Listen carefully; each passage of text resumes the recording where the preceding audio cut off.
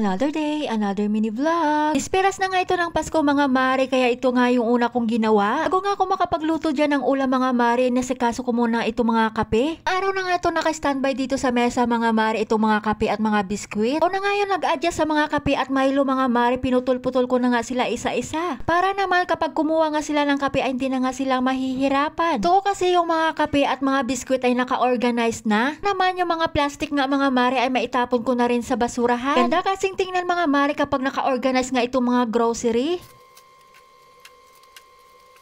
Katapos ko nga mag-organize mga mare, naghiwa na rin ako dito ng papaya. Itong papaya pala mga mare ay galing nga ito sa aking kumare at ngayon ko palang ulit maluluto. Mabuti nga hindi pa nga ito nasira mga mare at fresh pa. Tapos nga niya ay nagprito lang din ako ng bangus. Habang nagpiprito nga ako mga mare, bubuksan ko na rin itong dumating sa akin na parcel. Inorder ko nga pala ito sa TikTok mga mare, itong Himalayan salt. Kaya nga nag-healthy-healthy yan tayo, ayan may coconut flour. Nabay ko na rin itong cream of tartar mga mare, o diba para nga may panlagay na nga ako sa aking mira. Pagkatapos nga noon ay dumiretso na nga ako dito sa aking niluluto. Ilang hiwa lang naman ang bangus na niluto ko mga mare dahil nga ngayon lang namin ito uulamin. Ay nga disperas ito ng Pasko mga mare ay magluluto nga ako ng ulam mamaya. Ginawa ko pala dito sa papaya mga mare ay gagataan ko nga ito. Fast forward nga mga mare, ito na nga at gagawa na nga ako ng dessert. Dahil nga medyo durog na nga itong grahams mga mare, food processor ko na lang. Kung na nga siya magawa ng mango graham mga mare, pero may gagawin ako dyan.